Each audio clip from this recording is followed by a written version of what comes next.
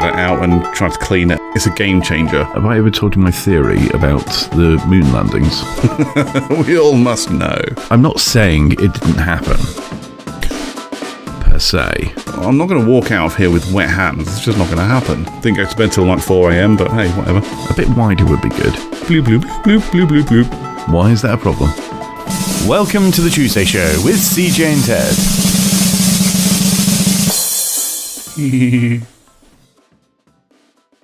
So I bought a new vacuum cleaner yesterday. Oh, yeah. So I bought a new vacuum cleaner yesterday. Because it sounds like the setup for a joke. I know, right? So I bought a new vacuum cleaner yesterday, and this whole scene unfolded with a tedious inevitability. That sucks. No, so my current vacuum cleaner, it's not, but it's but sorry, you can only vacuum up currents. Yes.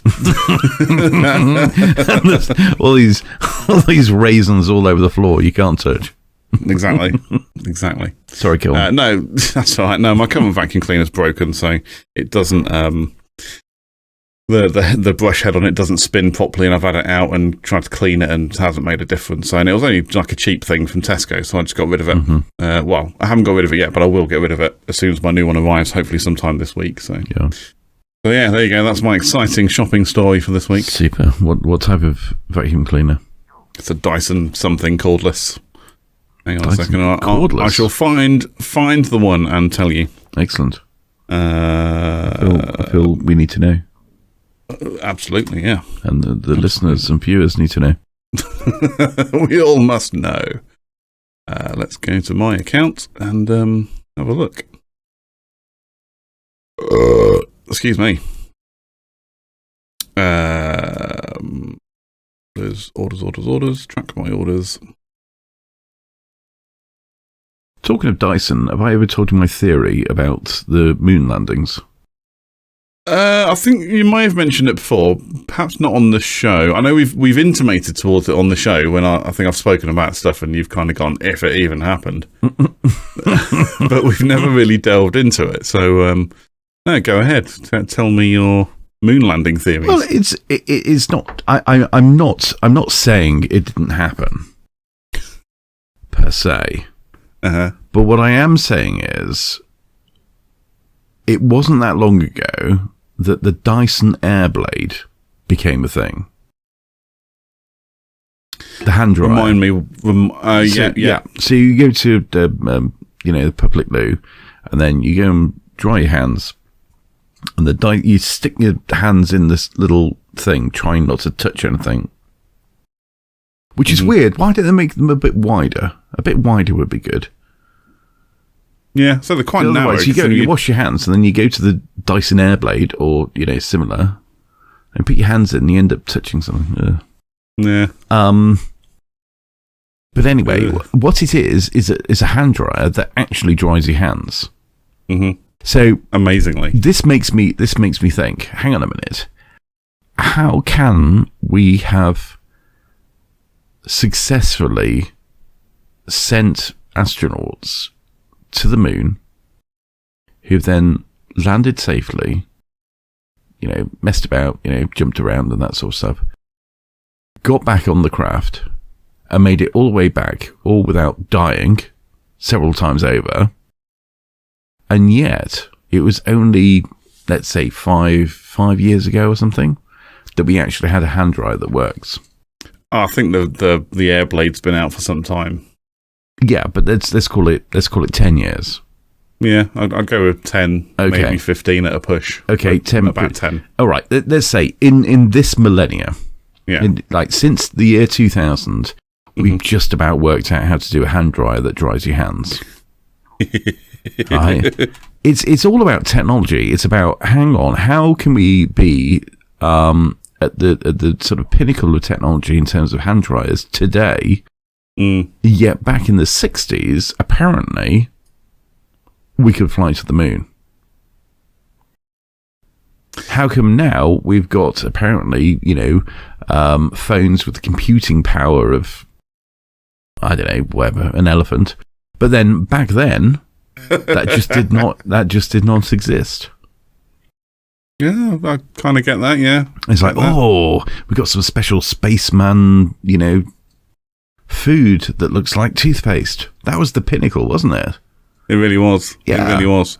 And like I say, the fact that your mobile phone now has more computing power than all of the supercomputers put together in NASA to send someone to the moon in the 60s. Yeah. It just doesn't sort of sit right. I'm not saying it never happened. Yeah. It would certainly be potentially less risky for it to not have happened. But I'm not saying it didn't happen. I'm just saying how have we only just made hand dryers that work? The thing is, hand dryers work, and they have worked for a long time. But not very well. I hate. I hate this scenario of the restrooms at work have one hand dryer that takes ages to dry your hands. And I think a lot of it because it takes quite a while to actually warm up. It's just blowing air onto your hand to start with at not a particularly high velocity. So it's just kind of moving the water around your hand. So it takes a little while to kind of warm up. But once it has warmed up, it's, a relatively quick process. So I hate this scenario of when it's the only one there, but there's, 2 or 3 other people waiting for me to dry my hands. I'm like, I'm not going to walk out of here with wet hands. It's just not going to happen. Yeah.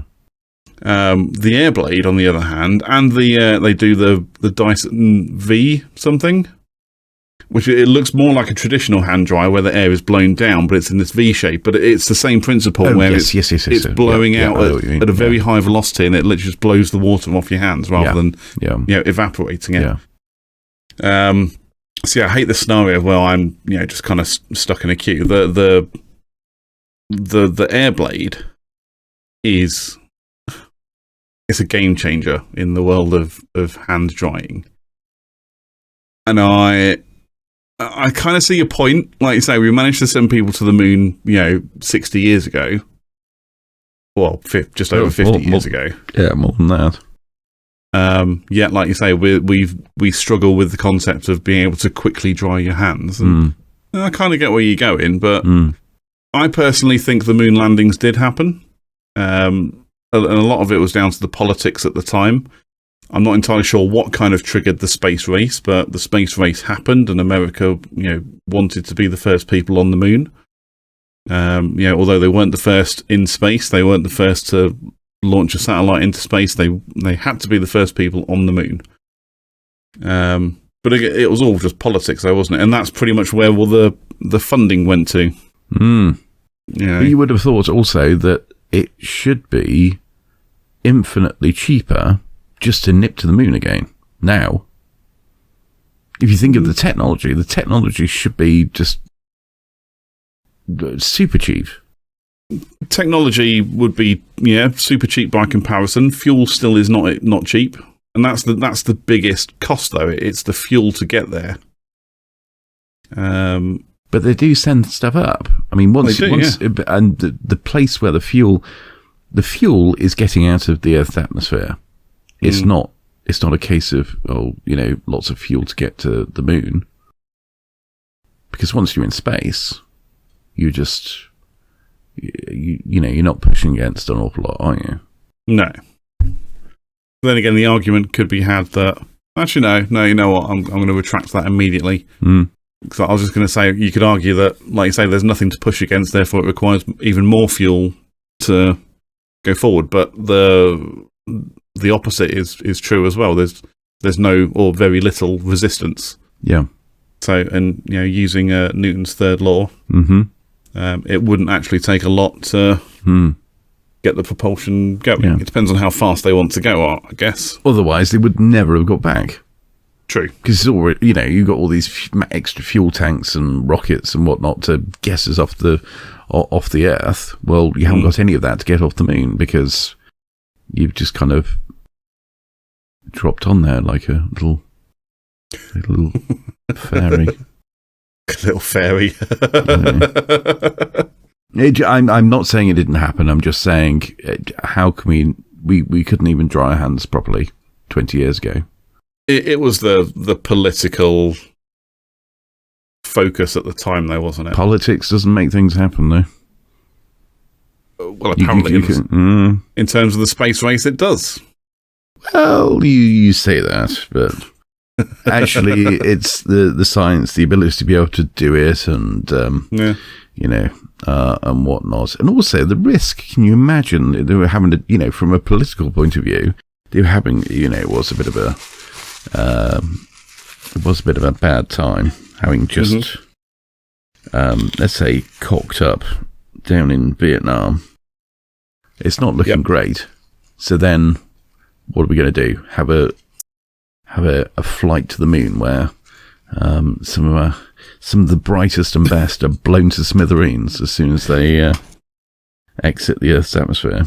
We're going to fly. We're going to fly to the moon, where we can take the public's eye away from Vietnam, and onto something that we could potentially be successful at, but potentially be disastrous. But could also be potentially disastrous. So it's again, political minefield, I guess. Yeah. But again, I'm not saying that was the reason. I'm not saying that they did that because to take their mind off of Vietnam or whatever. But I'm not entirely sure of the history behind the space race and why it happened. But it happened, and America put all their chips into that for a little while.